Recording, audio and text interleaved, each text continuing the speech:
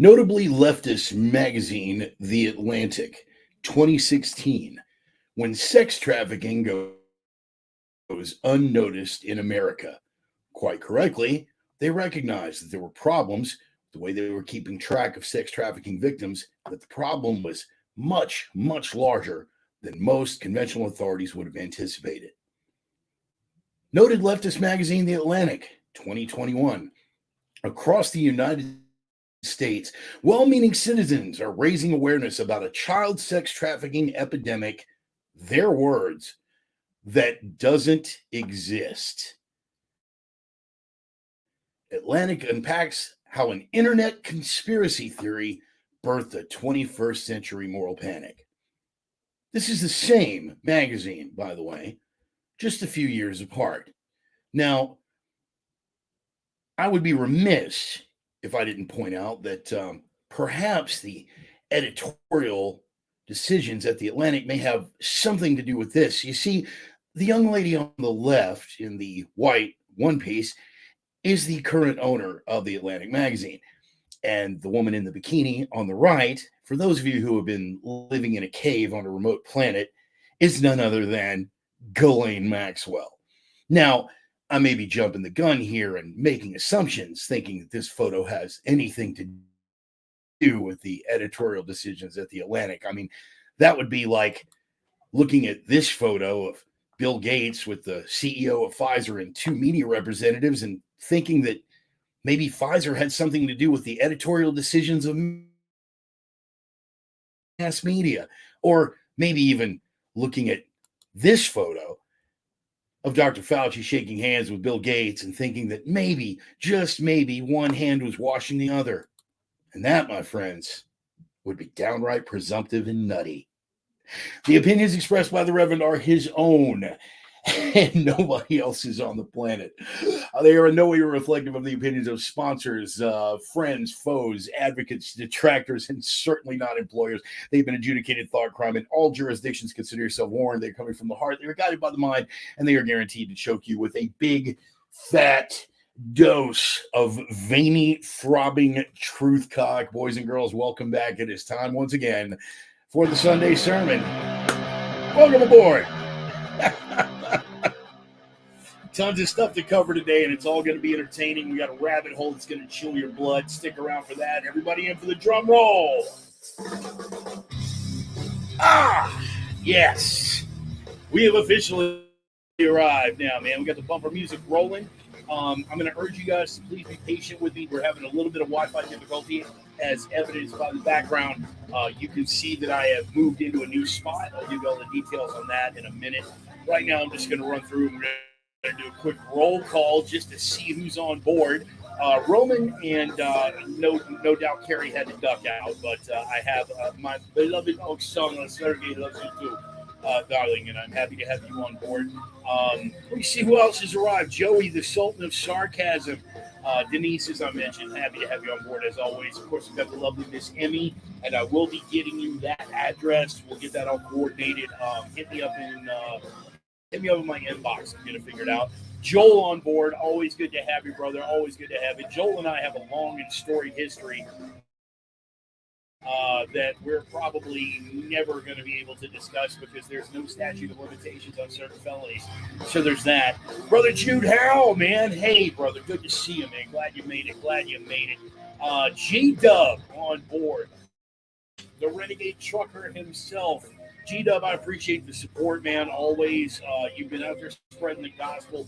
Always got something to contribute. You've done a lot for the program and for me personally, and I appreciate you, brother. Thank you for that. Brother Oz on board. Bodie Sands on board yet again for another week, man. It's like you're becoming a regular, brother. That's always a... And, of course, Stone. Glad you're doing okay, brother. When I heard that you had gone down and I heard that it was a respiratory ailment, I get a little freaked out. I was like, you can't take my boy Stone. And you can take a lot of people, but you can't take Stone. And, of course, Brother Ryan on board. Ryan, I knew you were going to make it on time, and for no other reason than the fucking rabbit hole. You magnificent bastard for dropping that one on me in the middle of the week. For the record, everybody, Ryan and I had actually decided on another one. And Ryan switched it up on me. He was just like, "Nah, man, I'm sorry to do this to you, but we got to go here."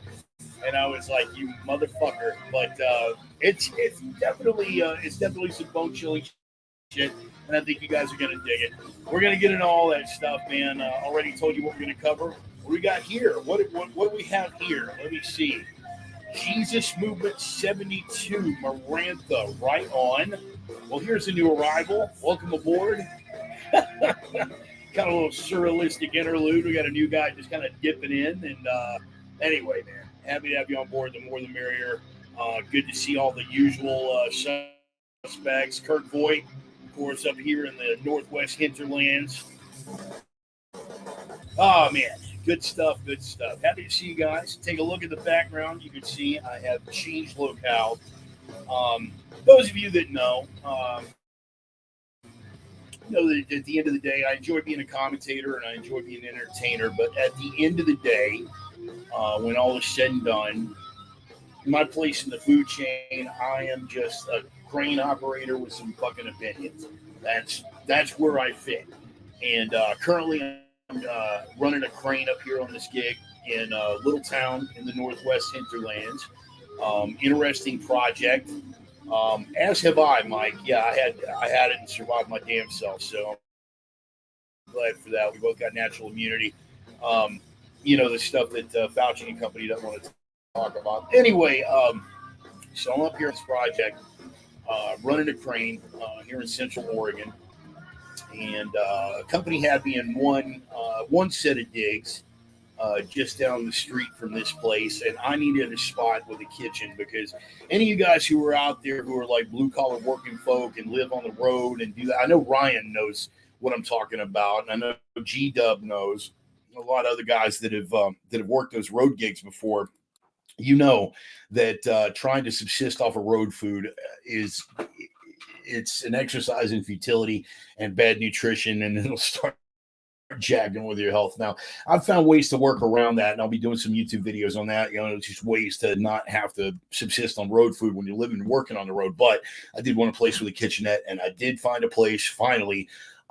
This funky little place on the other end of town, and I'm going to write up a review on Yelp and all kinds of stuff. These are the kinds of places that I dig.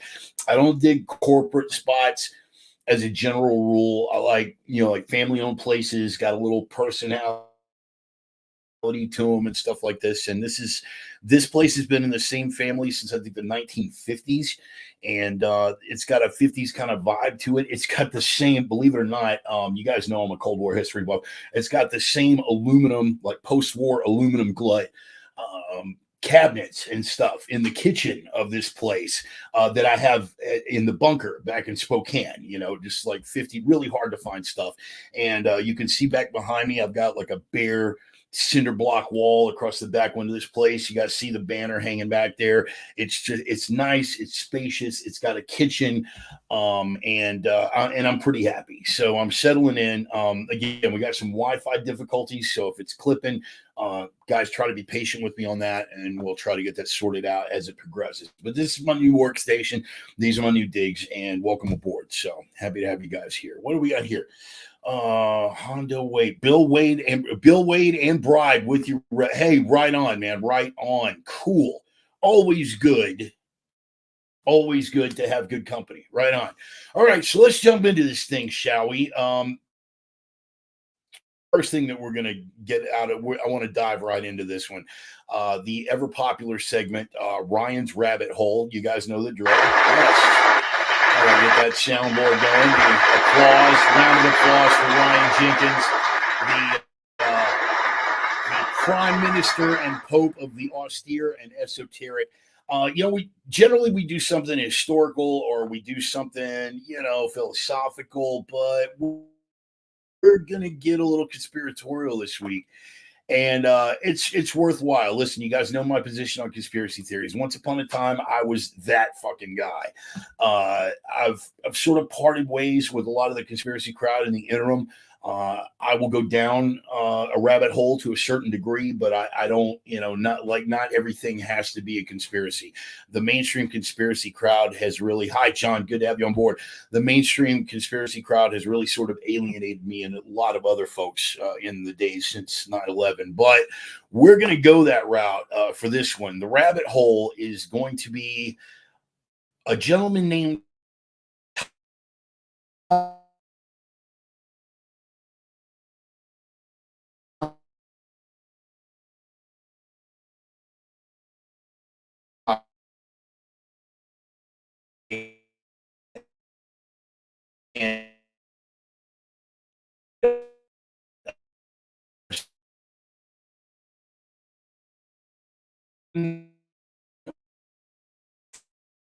White.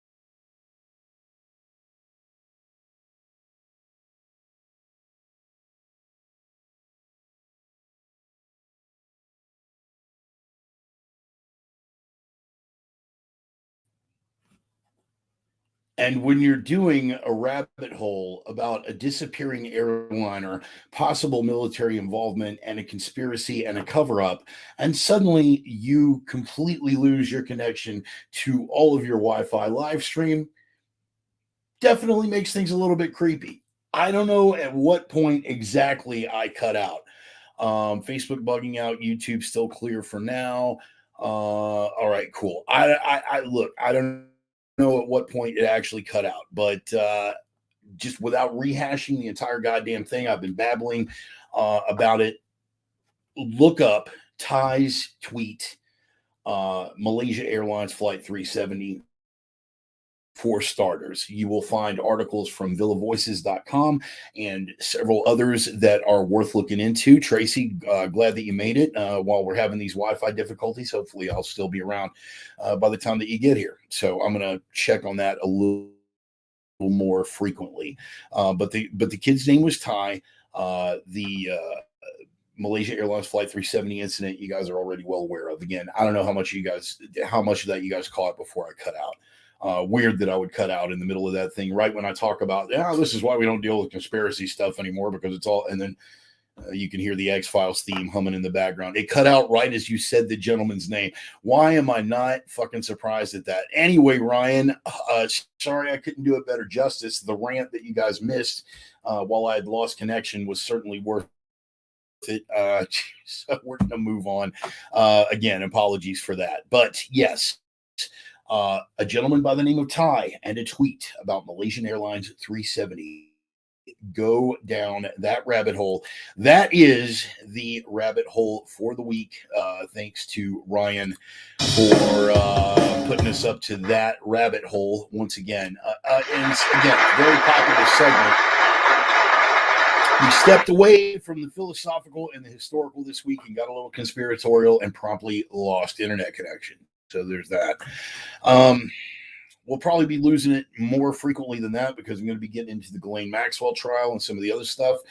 How about we see how well the connection holds up while I give a couple of sponsor shout outs. First of all, to Roman and his lovely wife, Carrie, and to Roxy and Allie and the bevy of beautiful women at opiumtales.com. They are the erotic pinups and portraits people. Not only do we have beautiful naked women and testosterone-driven commentary, but Roman is one of my oldest and dearest friends, and I appreciate him being on board for that. Also to my Viking brothers, Casey and Dusty Tellison, Nordic Smoke Barbecue, the only legit barbecue in the inland Northwest. And I got to get with you because we're going to be looking at a Christmas turkey as well, and I have a care package to deliver to you for that Christmas turkey. So we appreciate it. You guys help them out. They're going to have the long ship out on Sprague at American Gun and Pawn every Thursday from 11 o'clock until they sell out. Get there quick, man, because it's an amazing product, and the line is already around the block generally when they open at 11. So don't miss out. All right. Cool.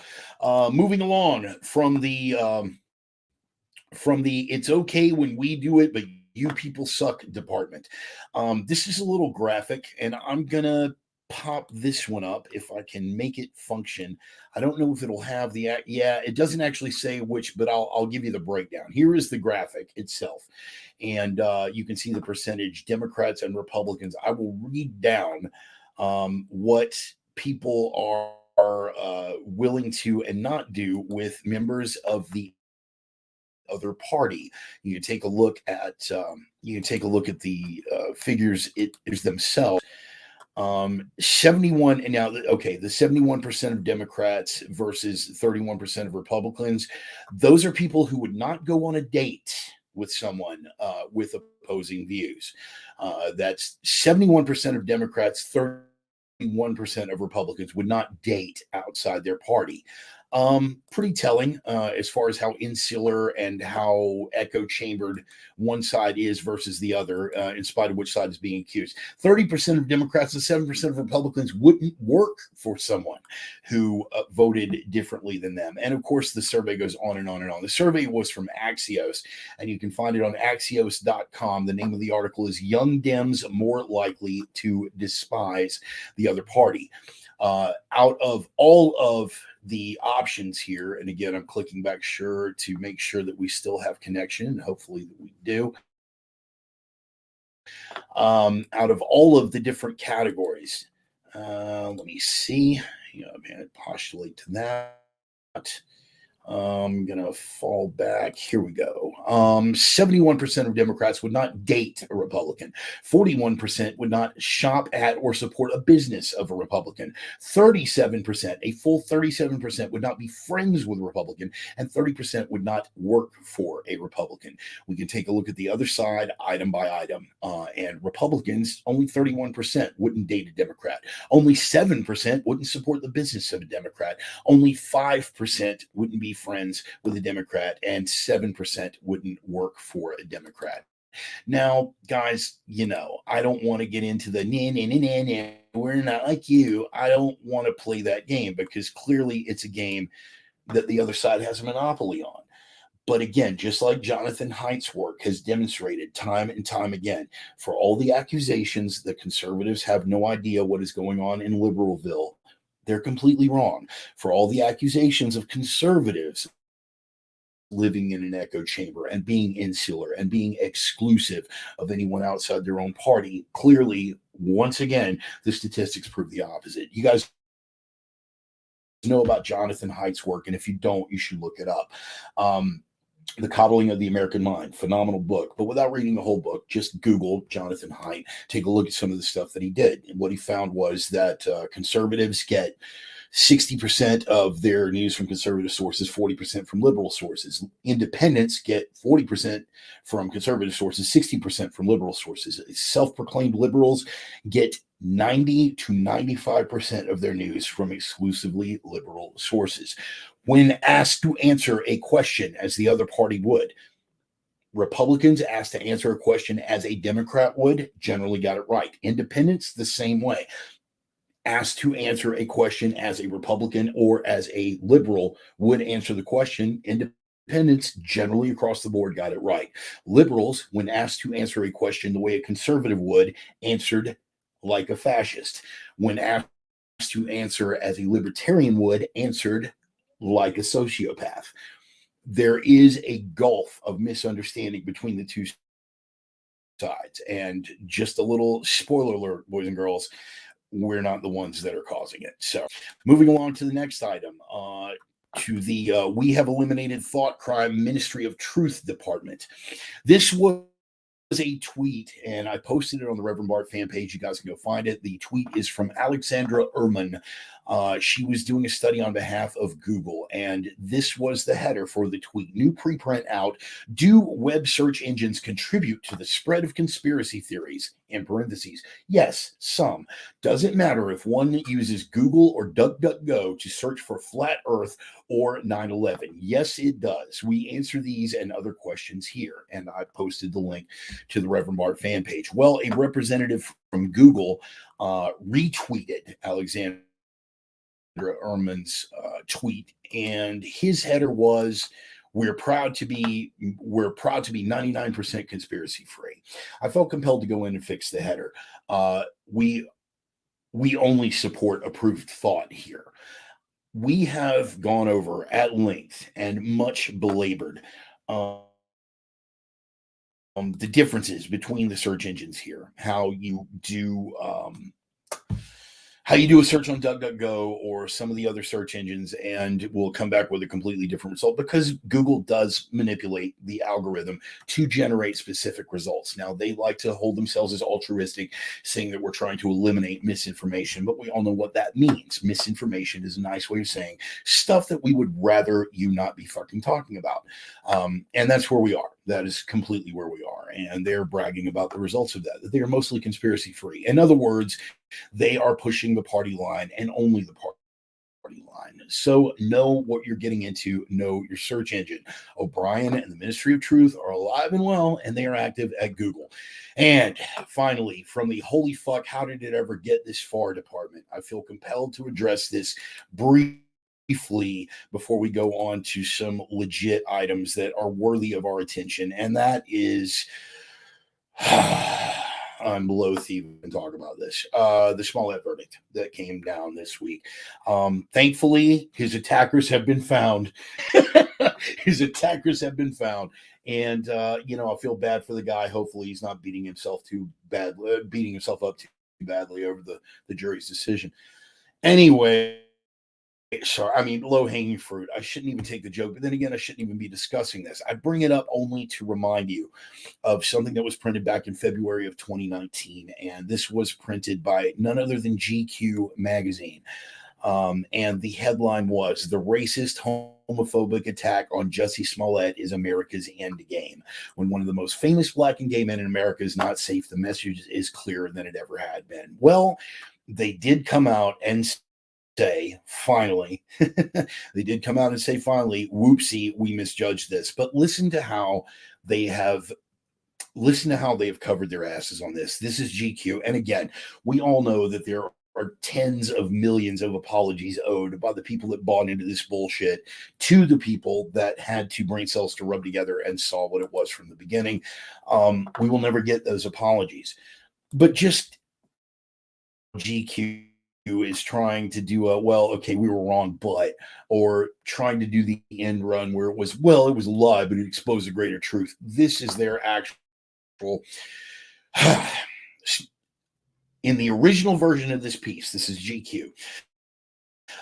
The original version of this piece, published January 29th, before allegations that actor Jussie Smollett had perpetrated a hoax, GQ made two errors in editorial judgment. Two. What are they? Please do go on. Two errors in editorial judgment. We failed to clearly present the post as an opinion piece. Everything you do is an opinion piece. Push that for CNN. Push that for MSNBC. None of this is legitimate objective journalism. And they present opinion pieces as if they were objective journalism. And you guys did the same fucking thing. Just this time you got caught. I continue. And we regret applying unfounded political motivations to then breaking news with the original headline. We have altered the headline, but otherwise left the original post unaltered. Yeah. So that's their non-apology apology. And, we can take a guess as to where it will go in the coming days, weeks, months, all of it. It was a lie that exposed a greater truth. And if it took him sacrificing himself bravely, because of course he's a fucking hero, if it took him sacrificing himself and his career to bring light to the racism, America, a country that is so racist that we have to manufacture a supply of racist incidents to meet the demand. There is a website you should all check out called www.fakehatecrimes.org. I have posted a link to it on the fan page. Anyone who tries to tell you with a straight face that this was an isolated incident or that it is somehow covering up a real trend of hate crimes, any of these things, they're full of shit. They're lying. Reports of hate crimes, reports of racist incidents are no doubt through the roof. But every time they get investigated, lo and behold, it comes back being a hoax. Whether it's swastikas spray painted on the side of a synagogue that turns out was one of the caretakers, whether it's vandalism on at an historical black university that they bring everybody out and do a massive demonstration and find out it was actually a student. And that is always the excuse. Well, it may be a lie, but we're calling attention to a greater truth. That greater truth does not fucking exist. And it's about time we all just knock it off, stop playing along, and stop going on with like this guilty whitey thing. Right, Joey? Right. If it saves just one life. Oh, please. Yeah. So enough about that and enough about Jussie Smollett. One more thing that I want to cover before we get into the main bullet points. I'm already about 30 minutes in, so we've still got plenty of stuff to cover, but I do want you guys to go and check out. If I'm recommending a headline in The Guardian, let me say that again. If I'm recommending a piece from The Guardian, it's probably worth checking out. The name of the article, and again, it is from The Guardian, guardian.com, Kitty Genovese, James Bulger, and the bystander effect. I don't have time to really do a deep exploration of it here. Suffice it to say, we all know about the 1964 murder of Kitty Genovese.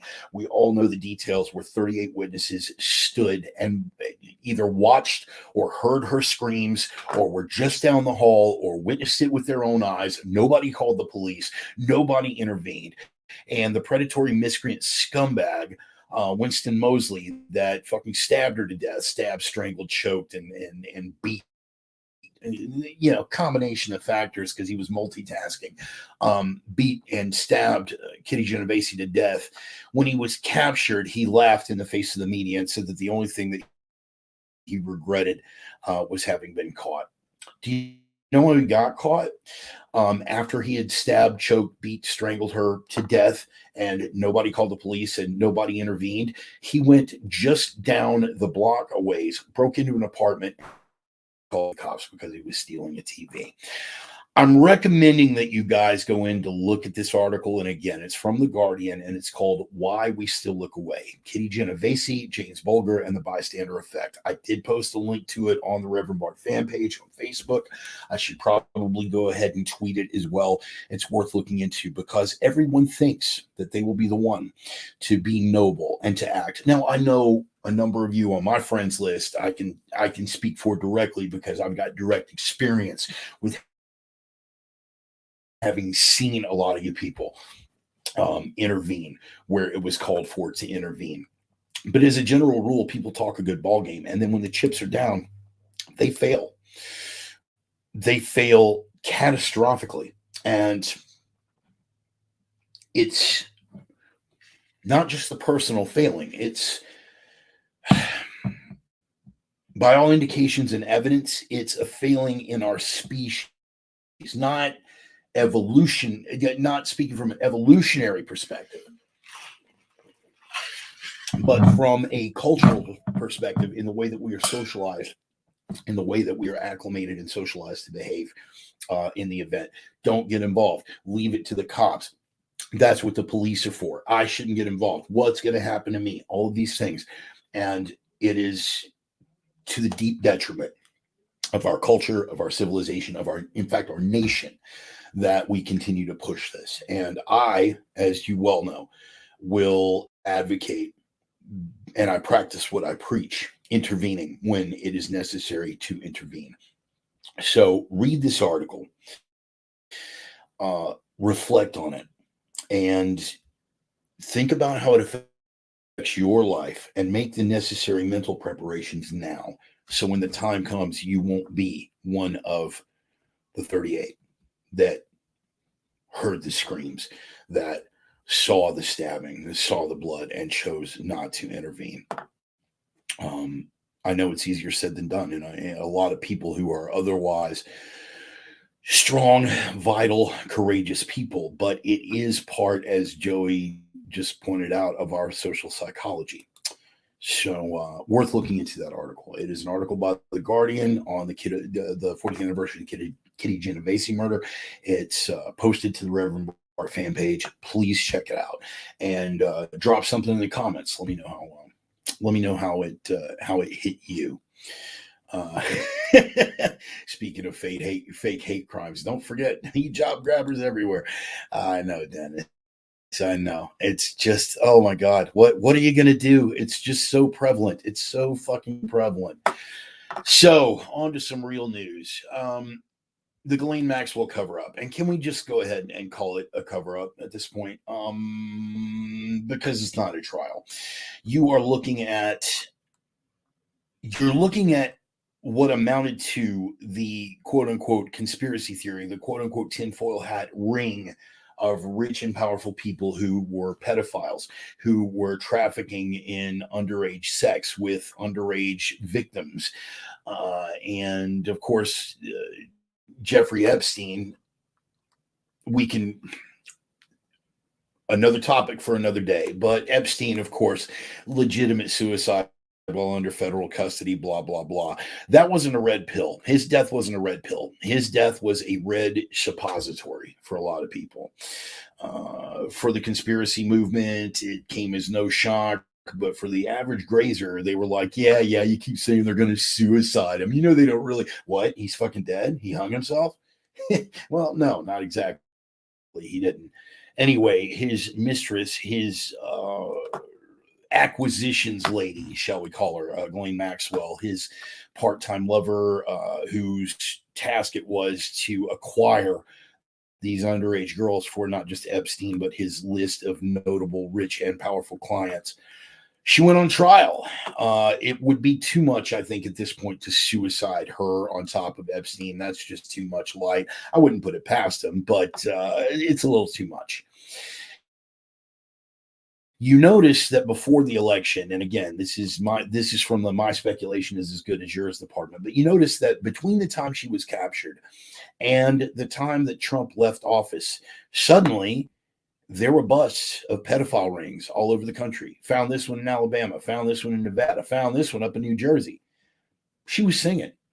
And then suddenly that vaporized with the new administration. And now we have gotten to the point where they are, quote unquote, prosecuting her. The lead prosecutor in the case is, are you ready for this?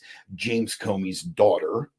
And in spite of the number of cases, in spite of the number of victims, in spite of the vast number of victims who openly said that they were willing to testify, the prosecution is planning to rest its case after only 10 days. That's right.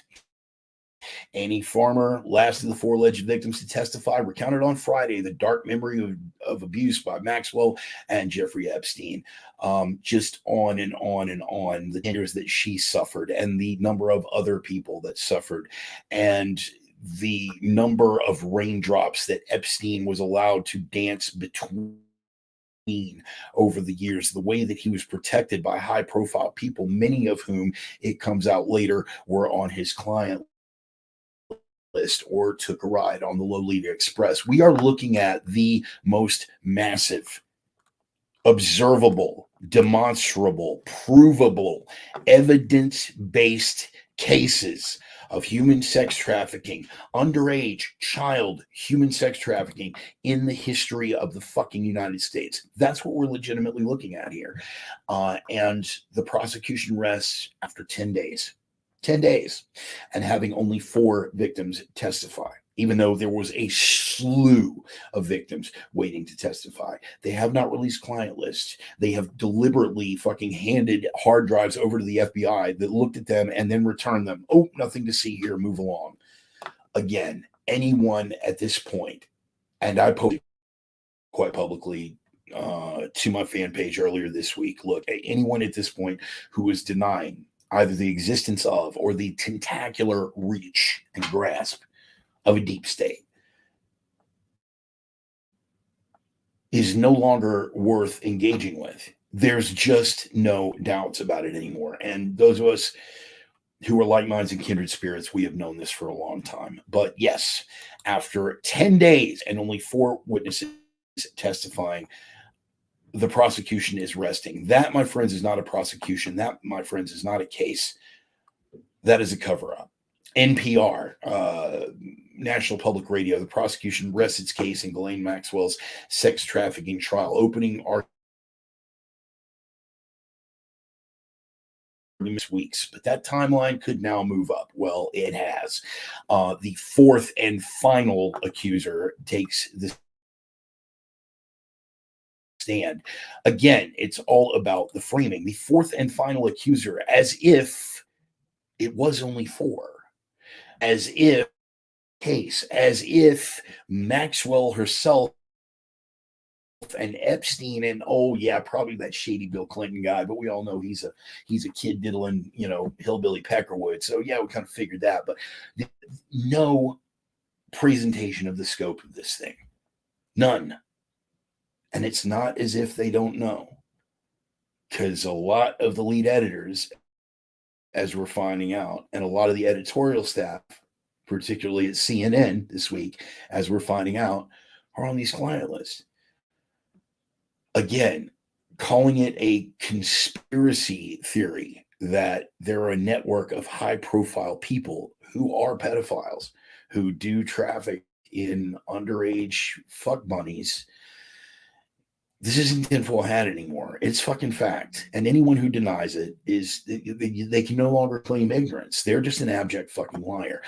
At the beginning of the program, we did that way that things had been different in the Atlantic. Now, we all know that the Atlantic is a left-leaning right, care of their own party, and they always have.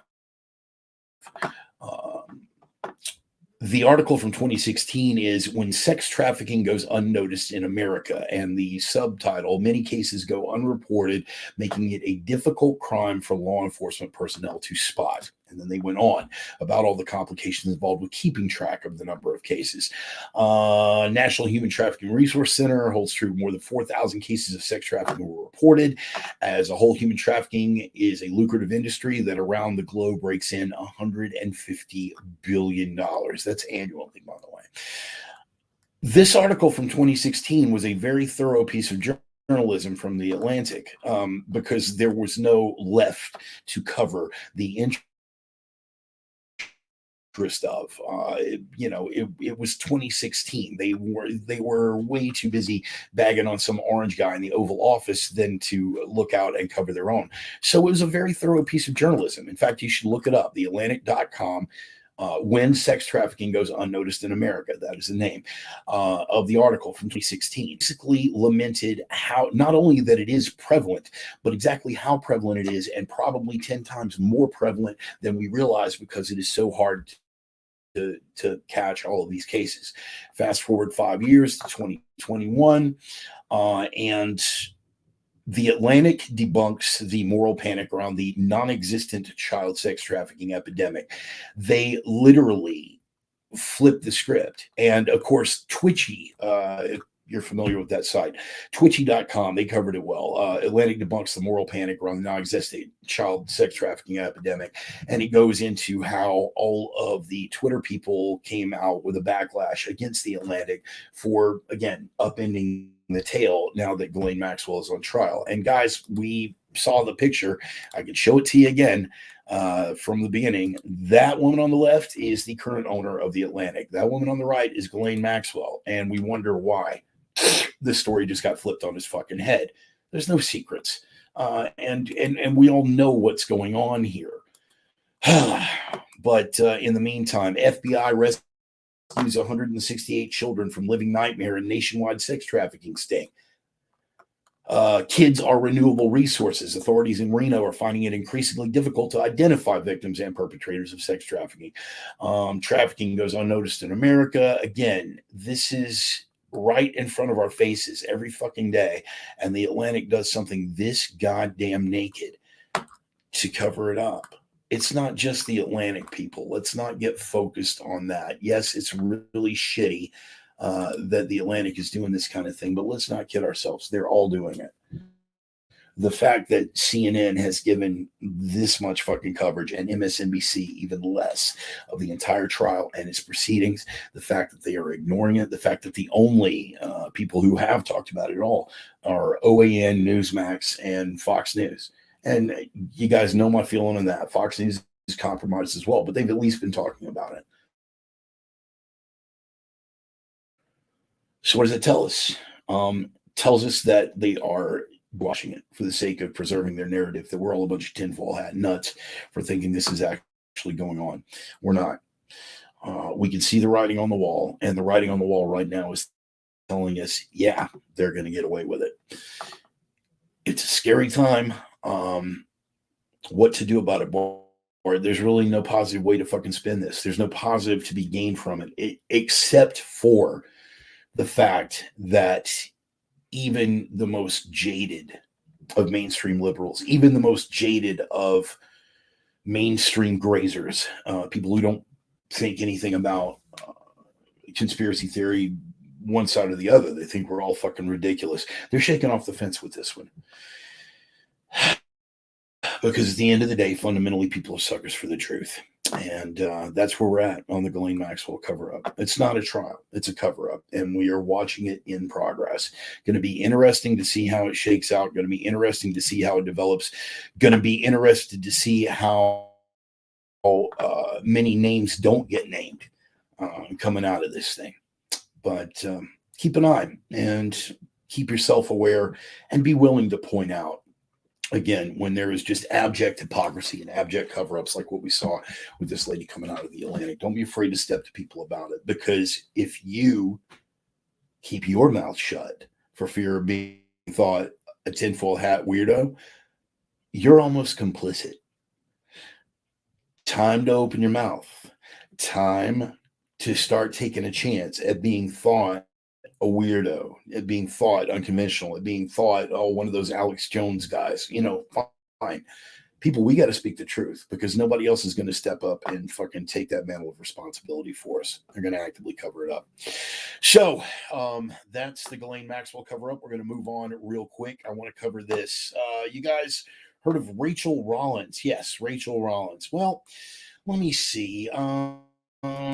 Maybe I could play something that would jog your memory about Rachel Rollins. Maybe you guys were paying attention. You might have heard this. Oh God, my kids are inside. Can we speak to you for 1 second, Miss Rollins? You're in front of my house with my children? We literally just pulled up here. Yeah, but how do you know where I live? Oh, it's public record, ma'am. Right, okay. That's unbelievable. We're not stopping you at all. But my kids are inside. Oh, we never even knocked the door. We were just parking here trying to figure out where we were going, and someone said we saw you here. So. Yeah, here's where it really gets into. Yeah, we did. No, I'm gonna please make sure that you're in front of my house with my children inside, and you're gonna put this on here. This is your husband, yeah. Sorry. So as a black woman in this moment in this country, you're gonna put my house on the screen. No, ma'am. We're just here approaching you to ask you a question. Get away from my family. Speak to me at my job. If I get hurt or harmed because of this, you are on the record for that.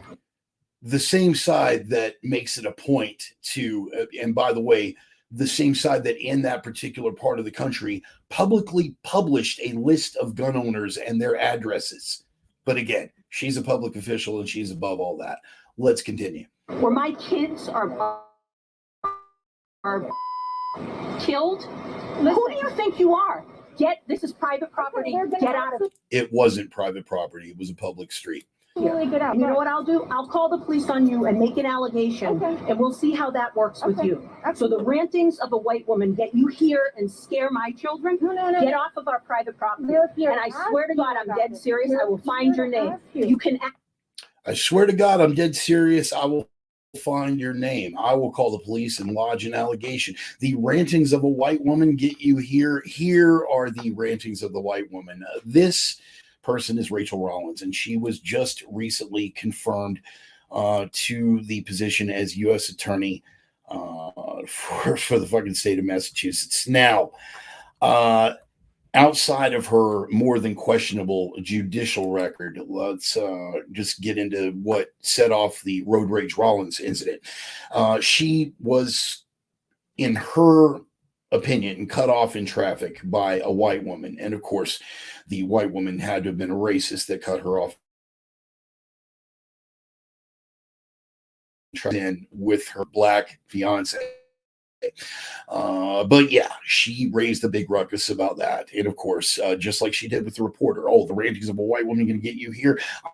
I'm going to call and make an allegation. Now, is she making everything racial? Yes. Oh, yes, very much so. Part of her fucking background. This is, how long ago? This is from earlier this year, January. Rachel Rollins, this is before she was confirmed, by the way. She was confirmed by almost a dead even margin by the United States Senate. It broke down completely across party lines. And of course, Kamala Harris was the tie-breaking vote and got this woman confirmed.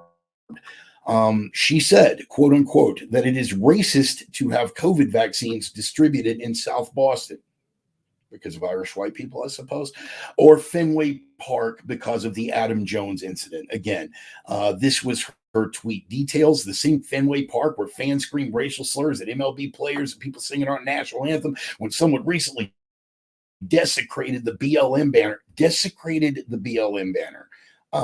This is not a U.S. flag. It's a banner hung up by a group. So let's not accord it the sacredness that you quite clearly do.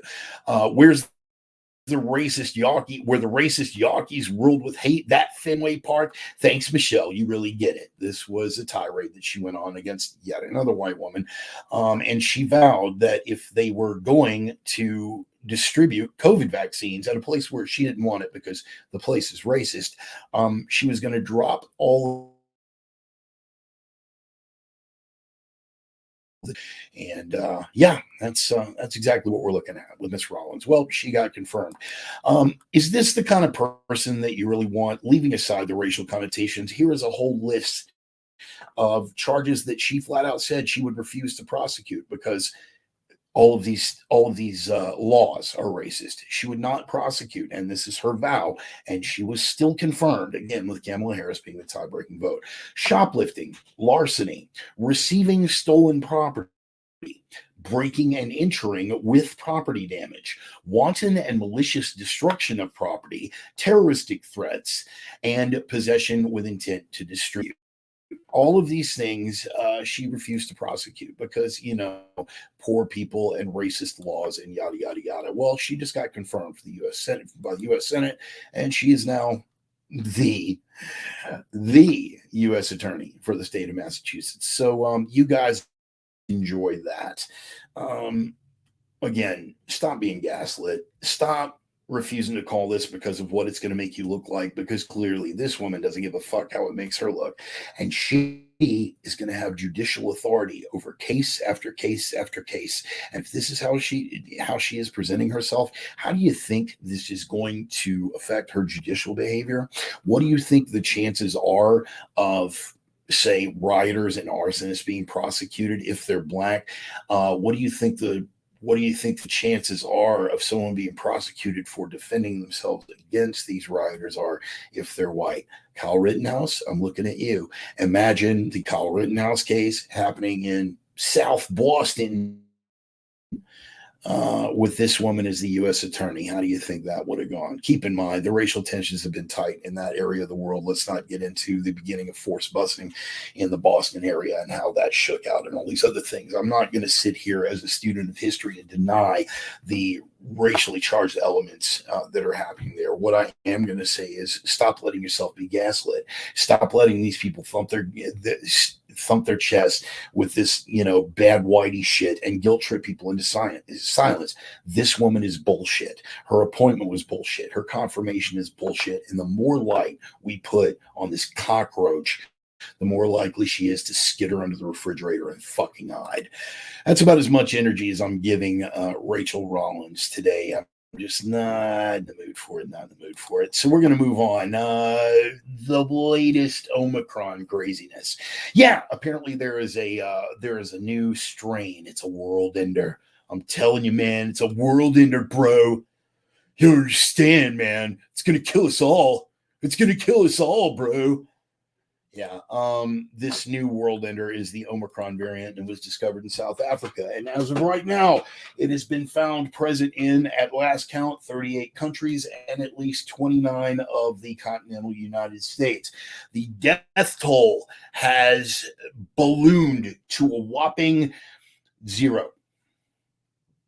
Let me say that again. No one. Yeah, but to be fair, bro, you got to put it on a timeline. Fucking ever. We're at least 3 weeks into this terrifying new Omicron variant that's going to kill us all, and it's killed legitimately fucking no one. Oh, well, yeah, dude, but probably a couple like old people or people like comorbidities. Nope, not even the at-risk groups. Old people aren't dying from it. At-risk people aren't dying from it. Yeah, man, but it's got to be like terrible, man. Like people being hospitalized and stuff. No. Couple 100 people have been put in the hospital. That's worldwide. And again, did I mention that it's been found in 38 countries and at least 28 of the continental United States now? And no one has fucking died from this strain. Not fucking one person has died from this strain. We have what about? No one, nobody.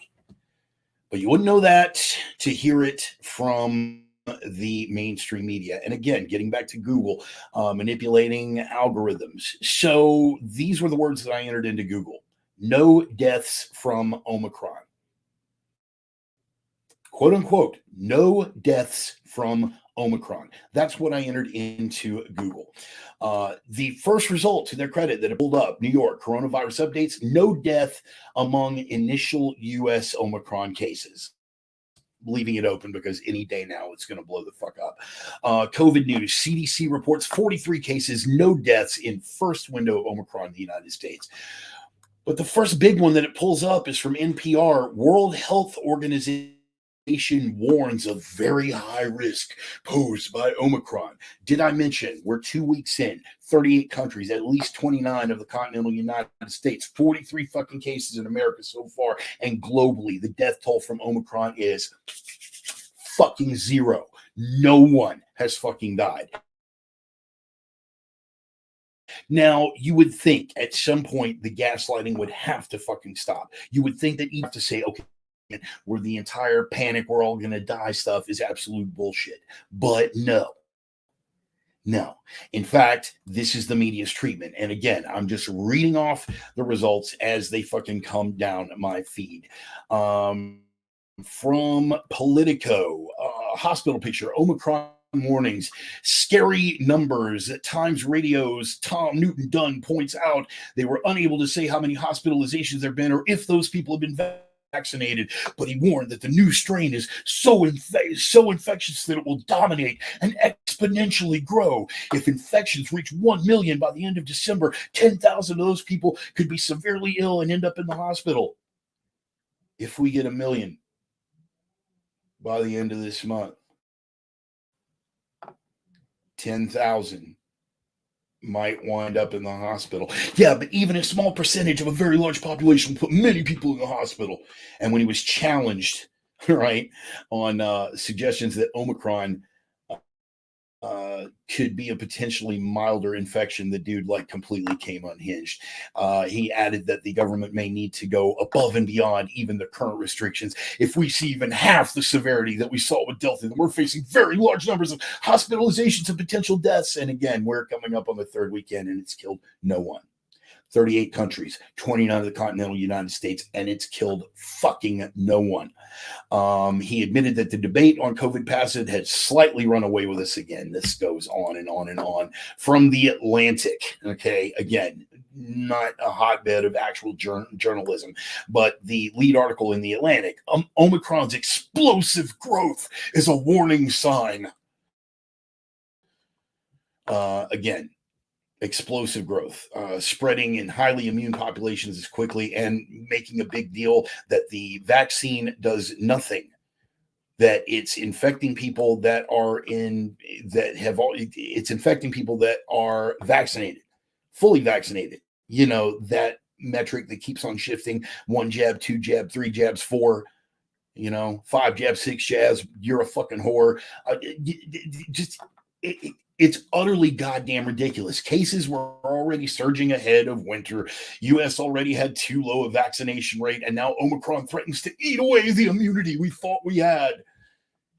38 countries, 29 continental United States, 43 cases, no one has fucking died. Not a single goddamn fatality. Now, how does this affect things? Well, in the UK raised COVID alert levels as Omicron variant surges, as rapid increases in Omicron cases. The COVID alert level has been raised to 4. That's the second highest level that they have available to them. That's what the UK is doing about it. And the only thing that they're recommending for this, don't go outside and get sunlight. Don't isolate yourself. Masks are even fucking useless. Don't worry about it. Get the jab.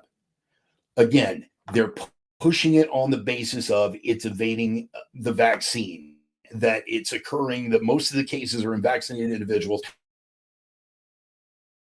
And their fucking solution to that is hurry up and get your booster jab. Look, I can go with these people to a certain degree. Here's, the other one from NPR. What Omicron's fast spread could mean for the U.S. and around the world. Omicron spurs a rapid rise in positive coronavirus tests.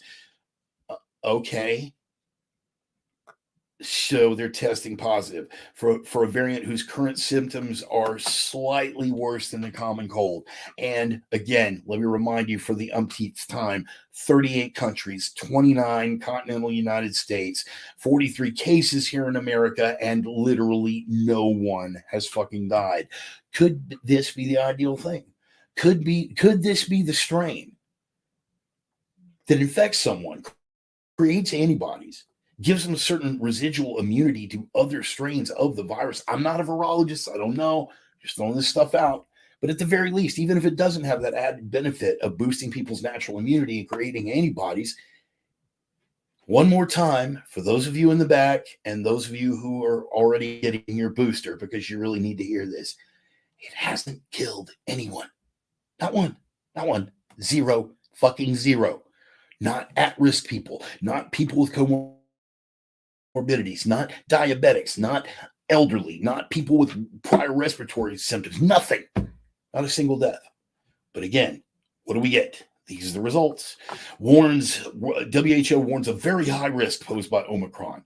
CDC director, U.S. has seen mild cases of Omicron so far, but threat level elevated. Omicron doubles in the UK. South Africa hits record. South Africa, where it came from, where the doctor that discovered it went, yeah, it's really just a little bit worse than a common cold. And this doctor has since come out and said that the way that people are reacting to it internationally is outright ridiculous.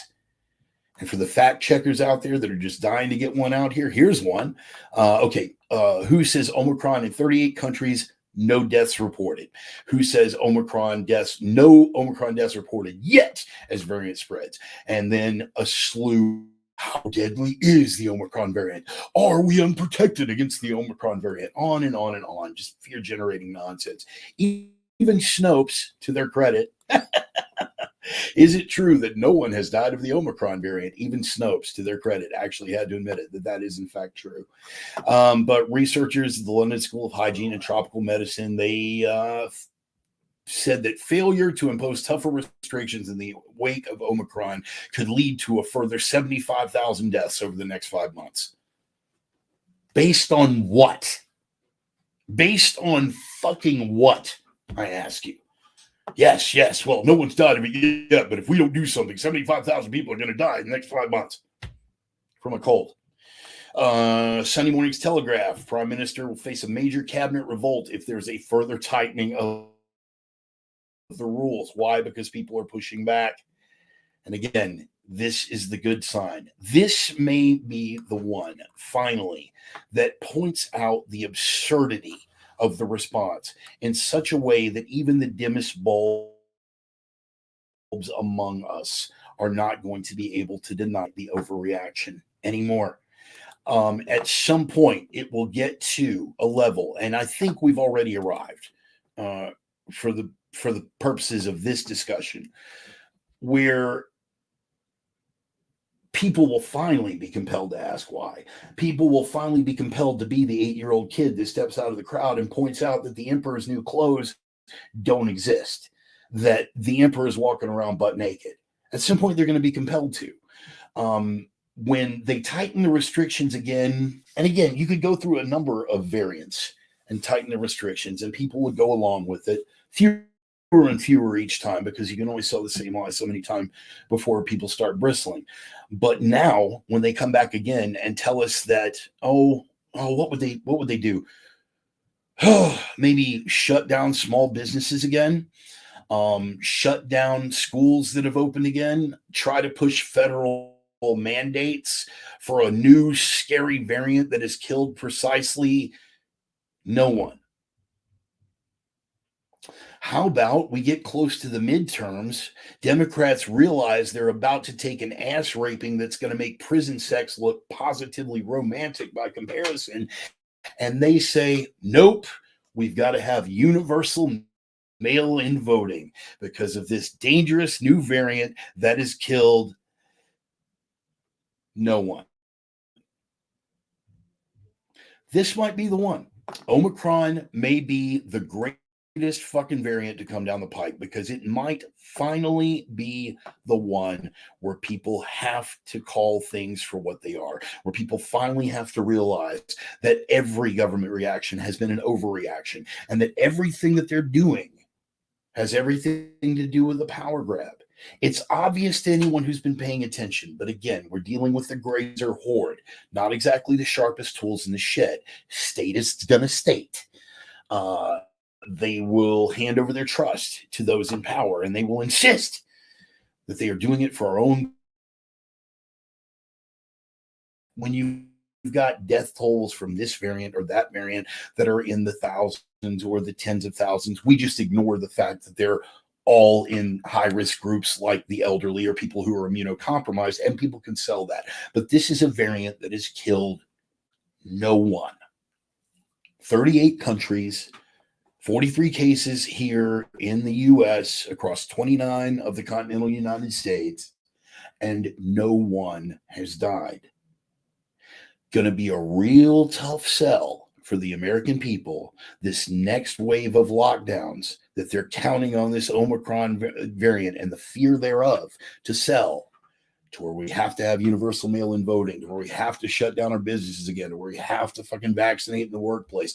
Here's the importance of the vaccine mandate, and how dare you strike down Biden's attempt to make things better for all of us in this new variant, and it's killed no one.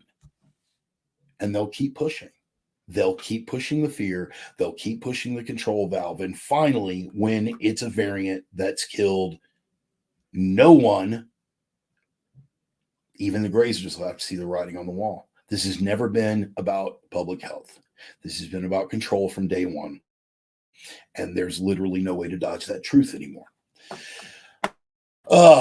Okay. I have run over time already. I want to touch on this one thing because I had a personal experience today, and it's something that is reflective of things that need to be done by each and every one of you when you're getting yourselves ready. No matter what is coming down the pike, whether it's massive civil unrest, whether it's an economic collapse, whether it's the latest variant and the lockdowns that follow, whether it's an outright government power grab, whether it is your state breaking off because they're going to go with the new federated states of, whether it is roving bands of Antifa mobs, whether it's zombies, fallout, what the fuck ever, the two most important things that it is for you to have squared away are going to be food and water, right? Again, I'm on the road right now. I'm in a little town in Central Oregon. I am very limited as to what preps I'm going to be able to. I mean, now that I've settled into a more permanent residence, I'm able to do a little bit better.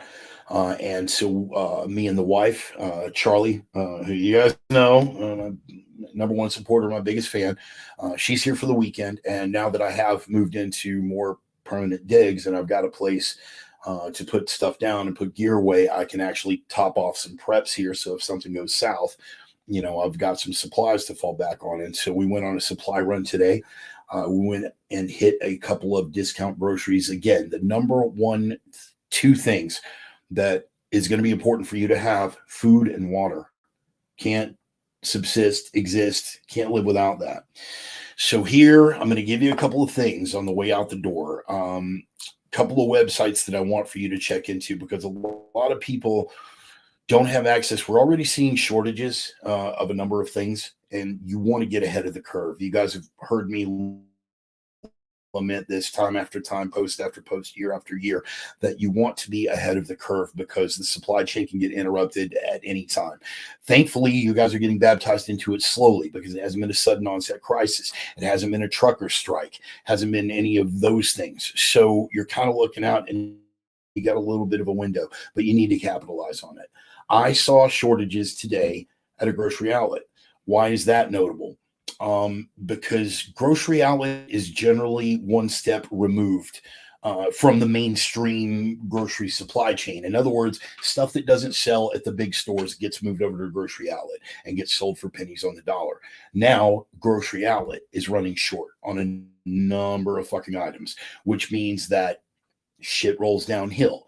that the supply chain is affecting the higher level grocery stores, and now it's shaking down into the lower levels, the discount groceries, the salvage grocery places. I'm going to give you a little poke into your bread oven here, something that'll help you out. Three things that I want for you to look at, and I should have fucking done a header with these, but I could have posted the link, but I'll read it and you guys can go back and do the homework on it. Extremebargains.net. Extremebargains.net online marketplace, discount grocery store directory. They have it broken down by state, and inside each state, they have it broken down by city. Two things that I want you to get acquainted with. I want you to get acquainted with discount groceries, and I want you to get acquainted with salvage/damaged goods groceries. Salvage groceries is, again, stuff that didn't sell, dented cans, crushed boxes, things that didn't take off for whatever reason. You can find some freaking bargains in there. Here's an example that I have in my disaster stores. Again, don't pay a whole lot of attention to expiration dates. Expiration dates are important on some things, but let's say, for instance, what I was able to capitalize on today at one of the salvage groceries. They were selling energy and power bars and protein bars and, all those basic fucking bars that you get. They were selling them 10 for $1. 10 for $1. Guys that have bought Cliff bars, guys that have bought, any of the upper end of those power bars and protein bars and things like that, what they go for in the store. If you pick one up at a convenience store, you're going to pay in $1.69 to $2.49, depending on which kind you're buying and what the protein content is. They were selling them 10 for $1. Some of them were close to their expiration date. Some of them were past their expiration date. These are protein and energy bars. I will regale you with this one again. Back in the day, when the old school power bars were still a thing, they've now gone the way of the dinosaur, sadly, because they were my favorite. But some of the little mom and pop groceries in East Texas, they would have that 1 or 2 boxes of power bars that they bought and they put on the shelves, and they just didn't sell. And I made it a habit of, anytime I found one of these at one of these backwoods grocery store places, I would buy one. I would look at the date. They were always 1 or 2 years expired. I have them as many as 4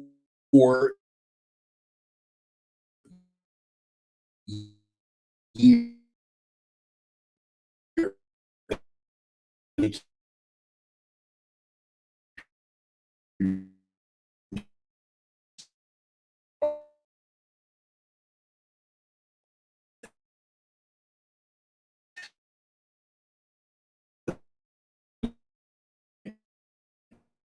That's just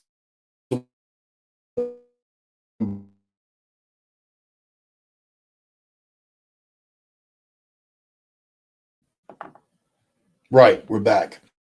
So very, very quickly, damaged freight, cost overrun groceries. You need to acquaint yourself with these places. I found at one place a case of freeze-dried, vacuum-packed coffee grounds. Let me run that by you again. Freeze-dried, vacuum-packed coffee grounds in little bricks about this big, and it was a case of those bricks. And the entire case cost me $5. Why? Because it was past its expiration date. Let me run that by you one more time.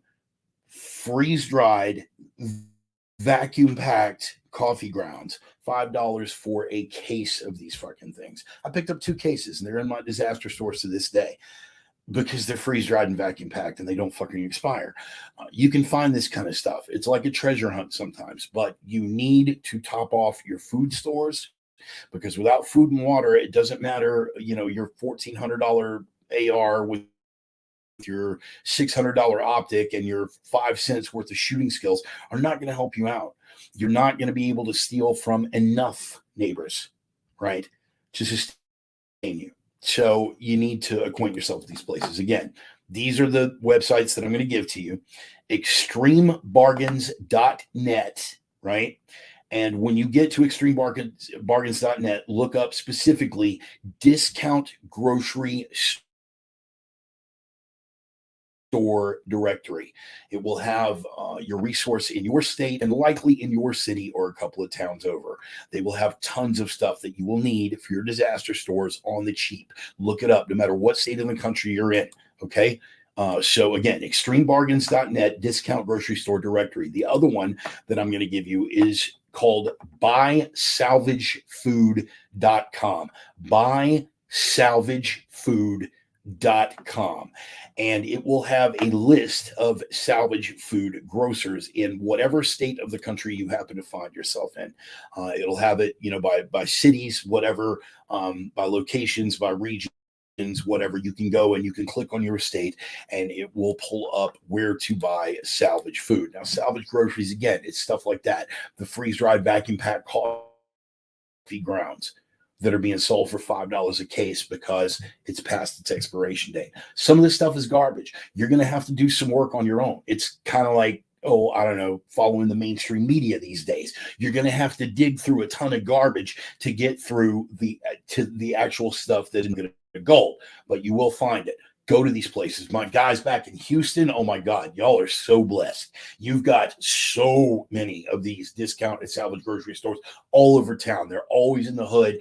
Bargains galore. It'll blow your mind. You guys in Houston are very lucky. The rest of the country, I can't speak for everybody, but anyway, good luck with that. So extremebargains.net, discount grocery store directory, and buysalvagefood.com, the salvage grocer map. You're going to want to look into that. Top off your supplies now, guys. Get it ahead of the curve. We're already into the curve. All right. Shortages are starting to manifest. It doesn't take much.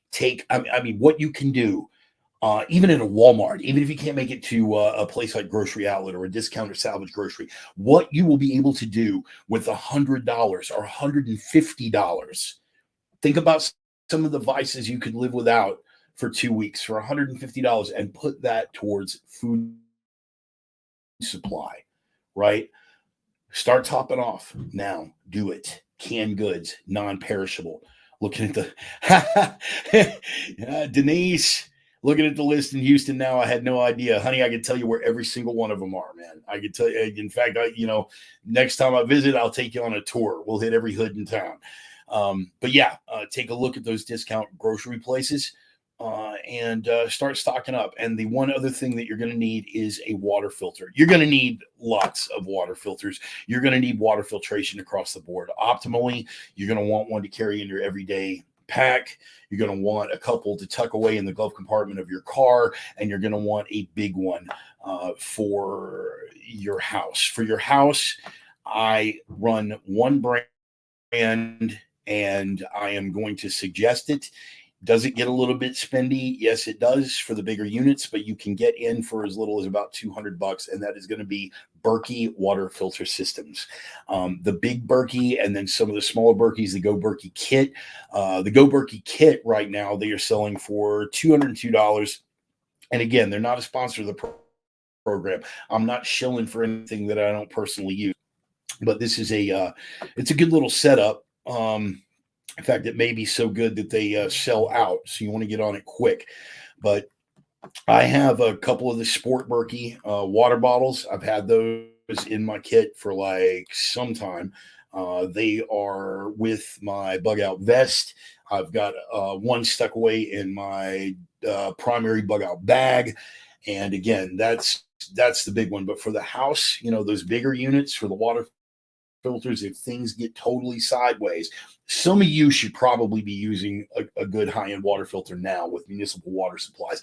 I happen to be very fortunate up here in the Northwest that they have, like, at least in Spokane, they don't fluoridate the water in Spokane. A lot of these other places in the Northwest have refused to fluoridate the drinking water, which is fantastic. The municipal water systems here tend to be really, really good, even in a leftist Antifa maggot shithole like Portland.